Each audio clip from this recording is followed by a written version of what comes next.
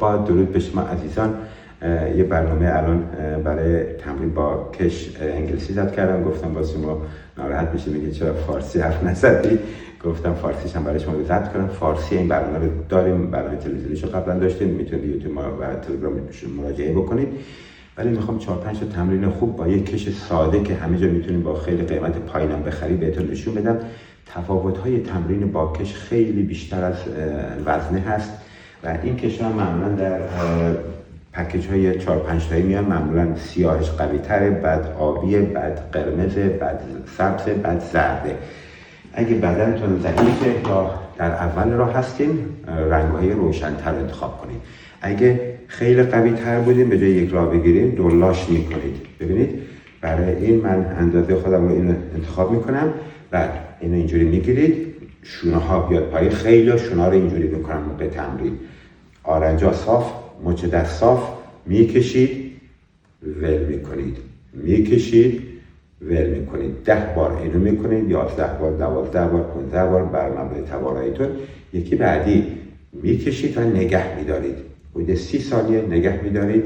نفس عمیق میکشید. گردنتون رو سفت نکنید اینجوری. خیلی به خاطر وزنه سنگین، وزن بردارا یا تمرین میکنن توی جیم جوونا وزنه سنگین برمی‌دارن، بعد یا مثلا اینجوری میکنن کمرشونه که بیارن بالا، فشار میارن به ستون فقراتشون، یا گردنشون اینجوری میکنن، یا حتی افرادی که استرس دارن. این دو تا مایچه اینجا داریم، استرنوکلوید ماسوید که برنامه‌شو باز جداگونه داشتم. ببینید اینجا ببینید شما این دو تا مایچه سریع اوور دیولپ میشن و وقتی یه مایچه بیش از حد تحریک شده باشه، شما هر کاری میخوای بکنی اون مایچه فعال میشه که نباید میشد در اون زمان. خب پس یکی این بود، یکی نگه میدارین 30 ثانیه 3 دفعه، یکی هم تا 6 میشمرین، یواش برمیگردین. پس میرین تا آخر. 1 2 3 4 5. یکی بعدی بالای سر نگه میدارید، 30% میکشید و میارین پایین. 1 2 3. ببینید تا پشت سر میبرید. جلو هم میتونید بیارید ولی پشت سری خیلی بهتره. دو تا مختلفن. یکی بعدی 30% میکشید، میارید عقب. 1 2 3 4 الی آخر.